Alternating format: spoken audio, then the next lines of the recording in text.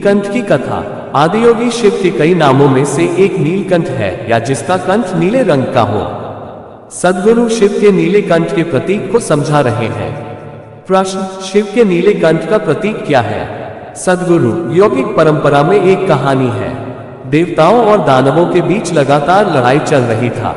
जब लड़ाइयां बार बार होने लगी और कई मारे जाने लगे, तो उन्होंने समुद्र के अंदर छिपे जीवन के रस या अमृत को बाहर लाने और उसे अपने बीच बांट लेने का फैसला किया, ताकि वे दोनों अमर हो जाएं और वे खुशी खुशी लड़ाई कर सकें।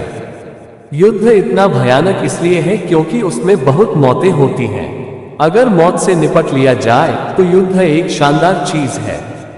उन्होंने आपस में हाथ मिलाते हुए समुद्र का मंथन करने का फैसला किया। कहानी यह है कि उन्होंने मेरु नामक एक पर्वत चोटी को बाहर निकाला और समुद्र को मथने के लिए एक विशाल सांप को रस्सी की तरह इस्तेमाल किया। जब उन्होंने मंथन शुरू किया तो अमृत या जीवन रस की बजाय समुद्र की गहराई से एक घातक जहर निकला। उसे हलाहल कहते थे। ये घातक जहर बहुत ज्यादा मात्रा में था। सभी देवता डर गए कि अगर इतना जहर बाहर निकला तो पूरी दुनिया नष्ट हो जाएगी, और इसमें कोई कुछ नहीं कर सकता था। हमेशा की तरह जब कोई भी कुछ करने को तैयार नहीं था, तो उन्हें लगा कि शिव ही इसके लिए सही होंगे। उन्होंने शिव को बुलाया और उन्हें दिखाया कि किस मात्रा में जहर निकल रहा है। अगर यह फैला तो जीवन नष्ट हो जाएगा। आपको कुछ करना होगा। हमेशा की तरह अपनी चिंता किए बिना वह उस जहर को पी गए। उनकी पत्नी पार्वती ने यह देखा तो जाकर उनकी गर्दन पकड़ ली, तो वह उनके गले तक ही रुक गया और उनका गला नीला हो गया। यह एक बहुत महत्वपूर्ण कहानी है। ये हर इंसान के लिए सच है। अगर आप किसी इंसान की गहराई में जाएं, तो सिर्फ एक चीज होती है, लगातार बढ़ता जीवन।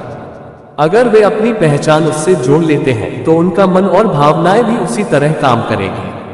लेकिन अगर आप सही तौर पर उन्हें छूते हैं, तो यह एक स्त्री है, यह एक पुरुष है, यह एक अमेरिकी है, यह एक भारतीय है, और ऐसी कई सारी चीजें।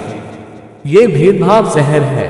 जब उन्होंने सतह पर मंथन किया तो दुनिया का जहर बाहर आया। हर कोई उस जहर से भाग रहा था, क्योंकि कोई भी जहर को नहीं छूना चाहता। शिव ने दुनिया का जहर पी लिया और वह उनके गले पर ही रुक गया। अगर वह अंदर चला जाता तो उनके अंदर जहर भर जाता, लेकिन वह उनके गले पर ही रुक गया ताकि वह जब चाहे उसे बाहर थूक सके। अगर वह आपके गले में हो तो आप उसे थूक सकते हैं। अगर वह आपके शरीर में घुस जाए तो आप उसे बाहर नहीं निकाल सकते। फिलहाल आपकी राष्ट्रीयता, जेंडर, परिवार, जेनेटिक पहचाने, नस्ली पहचाने, धर्म आपके गले तक नहीं रुके हैं। वे आपके शरीर की हर कोशिका तक पहुंच गए हैं। उसे मत कर ऊपर लाने की जरूरत है, ताकि आप उसे बाहर थूक सके और यहां सिर्फ जीवन के एक अंश के रूप में जी सके।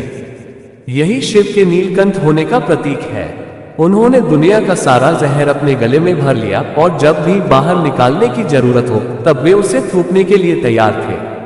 अगर वह उनके शरीर में चला जाता, फिर उसे बाहर निकालने का कोई तरीका नहीं होता। सारी आध्यात्मिक प्रक्रिया एक तरह से मंथन की प्रक्रिया है, ताकि आपके सभी पक्षपात उभर आए और एक दिन हम आपको उसे थूकने के लिए कह सकें। अगर वह बहुत गहराई में होगा तो उसे बाहर कैसे निकालेंगे? अगर मैं आपके किसी पूर्वाग्रह को बाहर निकालने की कोशिश करूंगा, तो आपको ऐसा अनुभव होगा जैसे आपका जीवन बाहर निकाला जा रहा है। अगर मैं आपके लिंग, बच्चों, माता पिता या देश के साथ आपकी पहचानों को खत्म करने की कोशिश करूंगा, तो ऐसा लगेगा मानो आपका जीवन खत्म हो रहा है।